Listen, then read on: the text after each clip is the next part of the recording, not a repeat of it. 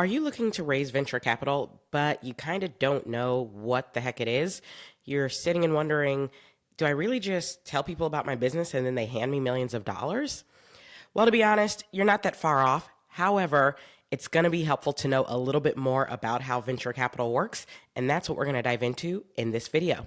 By the way, I'm KJ Miller. I'm a founder who has raised over $9 million in venture capital, so this is something I know a thing or two about. I'm also a business school lecturer and a content creator who's passionate about helping other people figure out their road to launching and growing a successful startup. So if that interests you, be sure to subscribe. All right, let's dive in.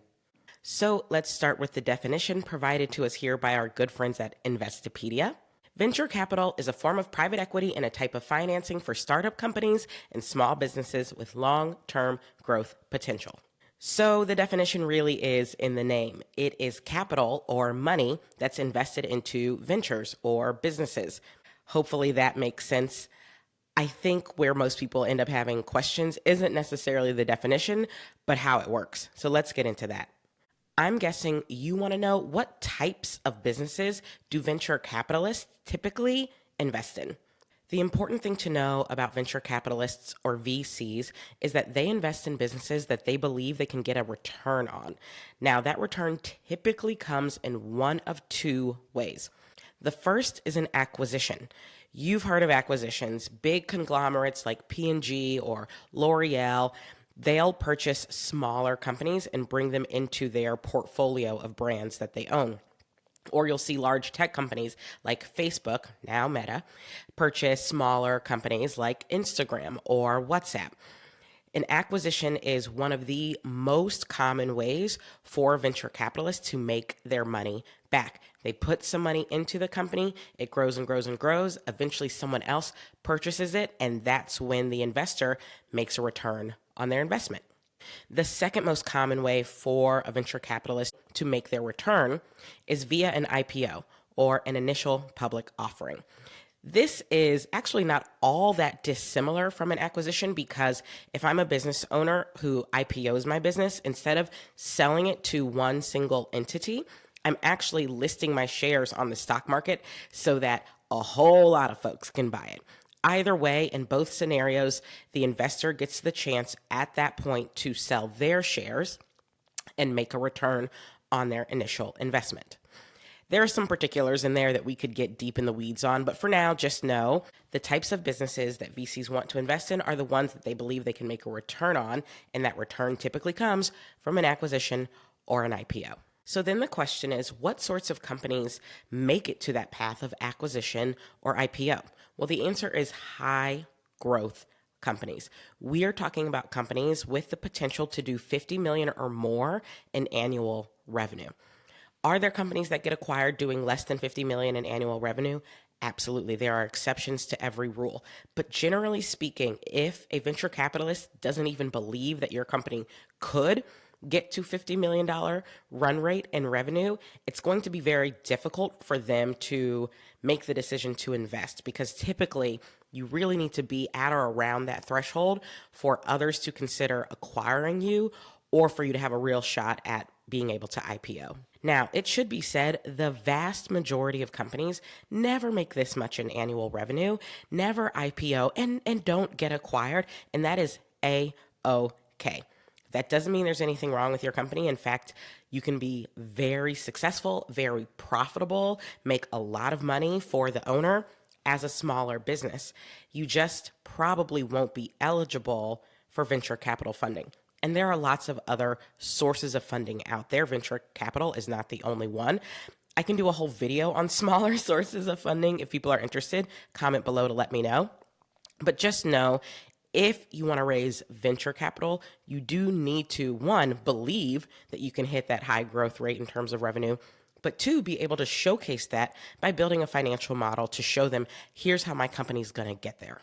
So now let's dive into the next question. How does the venture capital funding model work? The super high level answer is that venture capitalists put in a certain amount of money into your company to purchase shares, and in exchange for that money, they get a certain percentage of ownership of your company. Now that's very high level. Let me get a little more detailed. The way that we determine how much equity an investor is going to get when they invest is by setting a valuation. If you've ever watched Shark Tank, you've probably heard that term before, valuation. But essentially, it is the value of your business as according to the people investing. Yes, that's right. At the end of the day, the people who put the money in are the ones who get to determine what they believe the value of your business is. Now, as the owner, if you go out to raise a round, you can certainly lead with what you believe your valuation is. You can say, I'm raising a $2 million round on a $20 million valuation, but it only means anything if someone agrees. And by someone, I mean an investor. So at the end of the day, it really is the investor who sets the valuation. And so you have the amount they're putting in, and I'm simplifying this a lot. You have the amount that they're putting in and the valuation. You divide this number by that number in order to determine how much equity that the venture capitalist is getting. So if the venture capitalist says, I am going to invest $1 million at a $10 million valuation, that means that they are getting 10% ownership in your business. Yes, I'm simplifying this a lot. I'm not talking about pre-money and post-money valuations. Things get a little bit more complicated when we talk about that. If you really want to know those details, comment below and I can make a separate video. But to keep it simple, it's how much money am I putting in? What is the valuation I'm giving it? This divided by that gives me my percentage ownership. Now, if you're thinking, why does this matter? Just run me my money. Well, the fact of the matter is, you as the owner want to be giving away as little equity as possible because you're trying to retain as much control and as much ownership as possible. This is your baby. You built it. It's your idea. You've put in your blood, sweat, and tears. You want to retain as much ownership as possible. So when you're in these negotiations with venture capitalists, you are really looking to get as high of a valuation as you can. Because to use that same example, if that venture capitalist said, I'll give you $1 million on a $10 million valuation, then he owns 10% and you own 90. But if he says, I'll give you $1 million on a $2 million valuation, suddenly he owns 50% of your company. So you see, it actually matters a great deal. Okay, so you now know what venture capital is, you know what types of businesses venture capitalists fund, and you know how the funding model works. The question that's left is raising venture capital right for you? Now, the truth of the matter is, there's no blanket answer for this. This is a very personal decision and no one can make it for you. But I will say there are two things that I firmly believe have to be in place in order for you to go out and try to raise venture capital. The first is one that we've already covered. You need to be building a high growth business. You have to believe that and you have to be able to show it. That means you need to be able to build a financial model that shows how you're going to get to those 20, 40, 80, $100 million in revenue and over what timeline. Now, if you don't know how to do that, that's okay. There are a lot of resources out there that can show you. And I'm relaunching my course, Startup Starter Kit, very soon. So join my email list down below because this is one of the many topics we cover in detail in that course. But there are also tons of resources online for free that will help you if you want to build a financial model. But that is something you need to both believe and be able to show if you want to raise venture capital. Now, the second condition that I think it's important for businesses to meet, and different people feel differently about this, is that you need venture capital. That is to say, you either aren't able to finance it on your own or finance it with other available sources of funding, things like small business grants, small business loans, gifts from friends and family or parents, and bootstrapping with the money that you've got with your savings. If you can launch your business without going the venture capital route, you are more than likely going to be able to retain so much more ownership. Believe me when I say equity is expensive.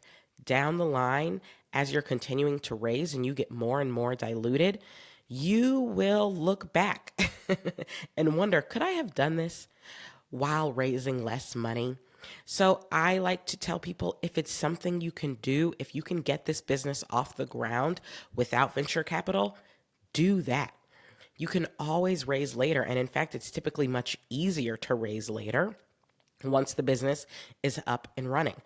If you can't, then you can't. That's okay. I wasn't able to launch my business without raising venture capital, but oftentimes it is in your power to do so. So, those are the two things that I always say. If you're thinking about raising venture, you need to make sure you can check both of those boxes. And that's it for this video. I hope it was helpful. If you're a founder who loves content like this, or you're not a founder and you still think that stuff like this is fun or interesting or cool, you want to learn more, you're in the right place. Be sure to subscribe, and I'll see you next time.